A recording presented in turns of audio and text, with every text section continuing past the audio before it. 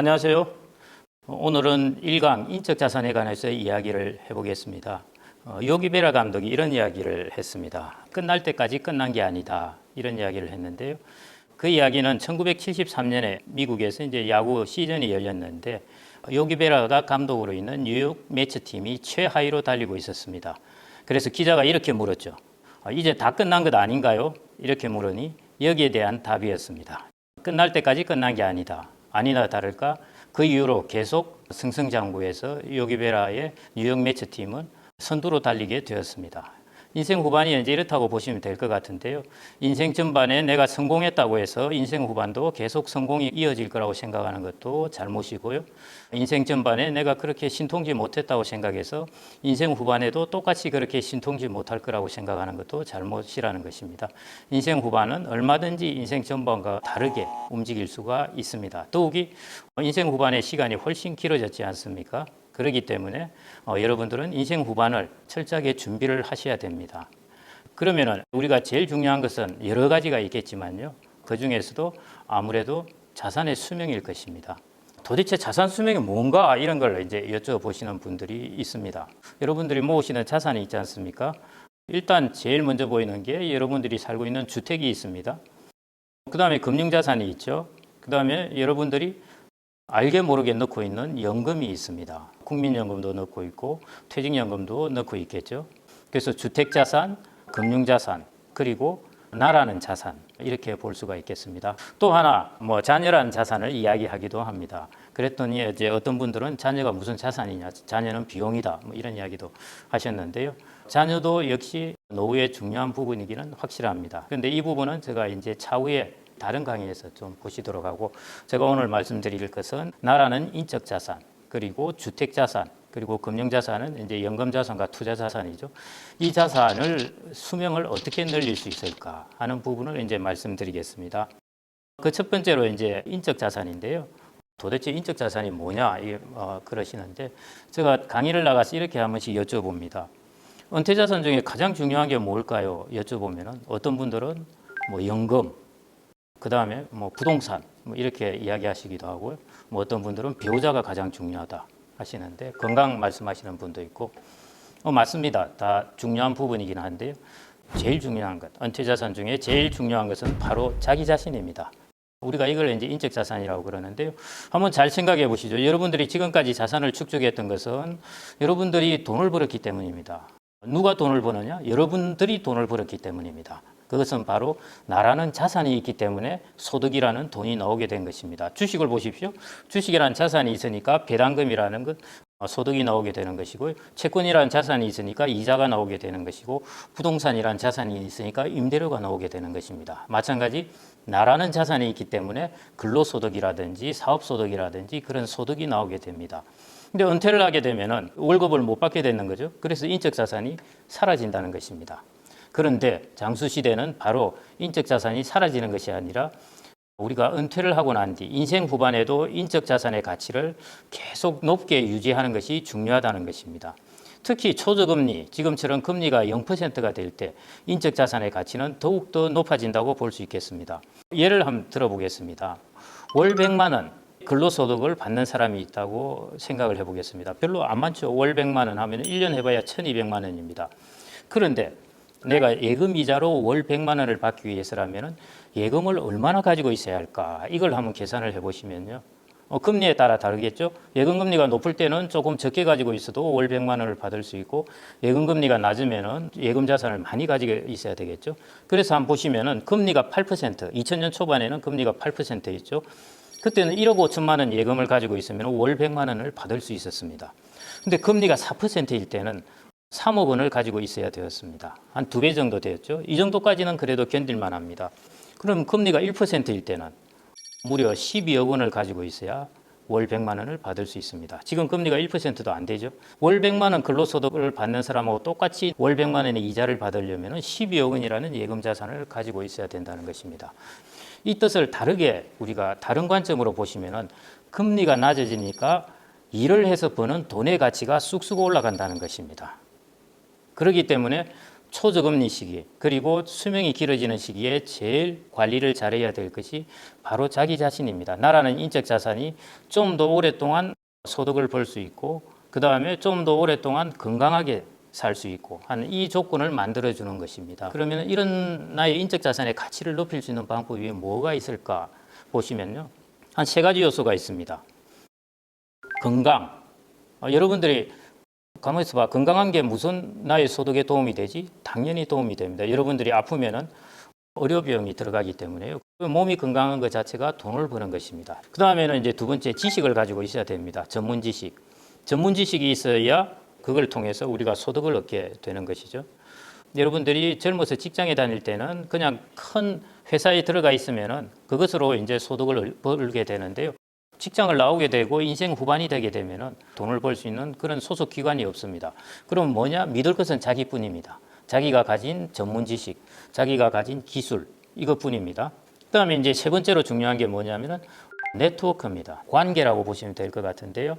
좁게는 여러분들의 가족 관계, 자녀와 부모와의 관계, 그다음에 부부 관계. 조금 더 넓게 보면은 이제 사회적 관계가 있고 친구 관계가 있습니다. 이런 이제 관계망을 튼튼히 해야 된다는 것입니다. 우리가 퇴직을 하게 되면은 다른 분들이 직장도 구해주고 뭐 이런저런 정보를 주는데요. 아주 가까운 친구가 정보도 주고 직장을 구하는 데 도움이 될 것 같은데요. 의외로 아주 가깝지는 않고 어쩌다가 명함을 한번 주고받고 그다음에 페이스북에서 좀 알고 한 이런 친구들이 이런 관계를 가진 사람들이 그런 직장이나 여러 가지 정보에 도움이 될 때가 많습니다. 그래서 여러분들은 원래 인생 후반이 되면 관계망이 막 좁아지게 되거든요.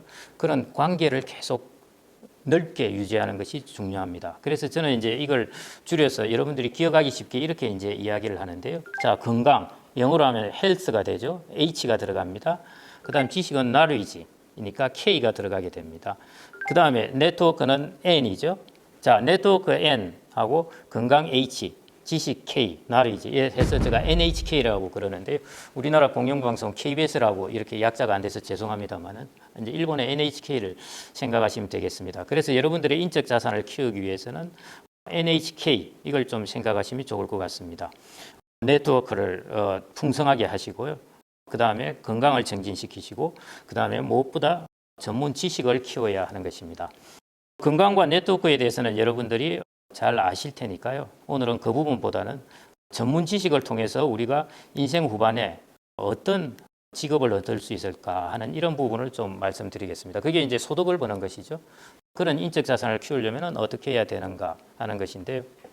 이전에는 우리가 퇴직을 하고 나면은 굳이 이렇게 막 내가 전문 지식을 키울 필요가 없었습니다. 왜냐하면 수명이 짧다 보니까 전문 지식을 한 2, 3년 이렇게 더 갈고 닦아봐야 그 다음에 한 5년 정도 지나고 나서 5년 정도 일하면은 5년 정도 아프고 그 다음에 사망하고 그러니까요. 굳이 전문 지식을 키울 필요가 없었는데 앞으로는 수명이 되게 건강하고 길어집니다. 길어지기 때문에 여러분들은 퇴직을 하고 나시더라도 여러분들의 지식에 투자를 해야 됩니다. 제 친구 같은 경우에는 감정평가사 자격증이라든지 공인중개사 자격증이라든지 주택관리사 자격증이라든지 이런 식으로 이제 공부를 해서 자격증을 따서 인생 후반을 이제 잘 보내는 사람들이 있거든요.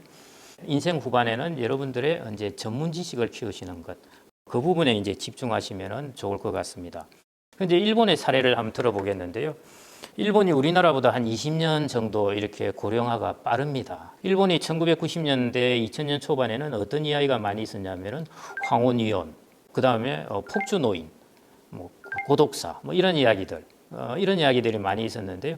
그 이후에 일본이 2010년대에 이 정도 들어가고 나서 일본에서는 노후 관련 책이 바로 자격증, 수험서 책이 오히려 인기가 있었다는 것입니다.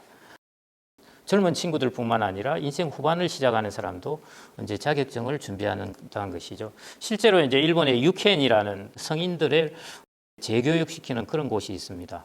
그런 곳에서 이제 요즘 이야기하기를 이제 성인들이 이런 자격증에 관한 것 그걸 위해서 이제 수강이 많이 늘었다고 하는 이야기를 하고 있는데요. 인기 강좌를 보면은 50대, 60대가 또 조금 다르고요. 여성과 남성이 좀 다릅니다. 보시면은 여성분들은 요양, 의료, 뭐 레크레이션, 보육사 이런 쪽에 이제 그 자격증 관련돼서 수요가 많고요. 남성분들은 이제 공인중개사라든지 파이낸셜 플래너 그다음에 아파트 관리인, 노무사, 위험물 취급사, 그다음에 전기공사 기술사, 이런 것들이 이제 자격증 관련해서 인기가 좋습니다.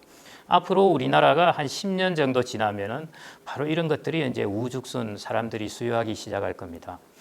그래서 여러분들은 조금 빨리, 사람들이 10년 지나서 막 너나나나 뛰어들기 전에 여러분들이 이걸 좀 더 빨리 선점을 해서 이 부분에 자격증이나 혹은 전문 지식을 갖추어 놓으시면은 여러분들의 노후가 훨씬 풍요롭게 될 것입니다. 여러분들의 인적 자산을 60세나 이런 데서 멈추게 하시면 안 됩니다. 여러분들의 인적 자산을 우리 베이비 부머 세대나 혹은 지금 중년 세대는 적어도 인적 자산을 한 70대 중반 정도까지는 계속 내가 꾸준히 일을 한다는 생각으로 여러분들의 전문 지식을 꼭 키워놓는 것이 좋습니다.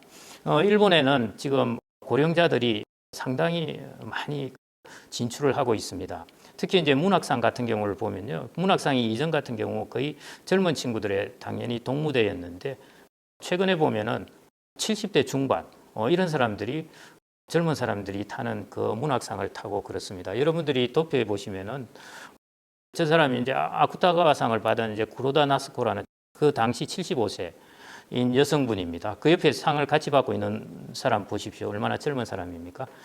지금 일본은 이미 저렇게 젊은 사람과 나이 든 사람이 같이 일을 하면서 공존하는 그런 시대가 왔다는 것입니다. 우리나라도 당연히 이제 5년, 10년 정도 되면은 일상사적인 일로 따라오게 될 것입니다. 그래서 여러분들이 은퇴 준비에 나의 자산 수명을 늘리는 데 있어서 제일 첫 번째로 중요한 것은 나라는 자산 수명을 60세나 50세 중반에서 끝내시지 말고 이것을 70세, 75세 적어도 이 정도까지는 내가 돈을 쭉 벌면서 일을 할 수 있는 그런 나라는 인적 자산의 수명을 늘려놓는 것, 그것을 위해서 나의 전문 지식에 투자하는 것, 이것이 가장 중요한 부분이라고 보실 수 있겠습니다. 여러분들 아까 제가 말씀드렸듯이 예금의 자산을 가지고 있어봐야 1년에 얼마나 나오겠습니까? 차라리 여러분들이 예금을 2천만 원 가지고 계시다면 그중에 1,000만 원을 찾아가지고 여러분들의 전문 지식을 얻는데 거기 투자를 하시면 훨씬 효과적이고 훨씬 노후에 더 많은 소득을 얻으실 수 있을 것입니다. 1강을 간단히 요약하면 이렇습니다. 자산 수명 늘리는 데 있어서 나 자신이 가장 중요하다. 나라는 인적 자산의 수명을 늘려야 한다는 것이고요. 인적 자산의 수명을 늘린다는 것은 일을 할 수 있는 기간, 내가 일을 할 수 있는 기간을 더 길게, 인생 후반에 더 길게 하자는 것이고 이를 위해서는 여러분들이 나한테 투자를 해야 한다는 것입니다. 이 강에서는 그 다음에 중요한 자산인 연금 자산에 관해서 알아보겠습니다. 감사합니다. 좋아요, 구독 부탁드립니다. 군포시 도서관 많이 구독해 주세요.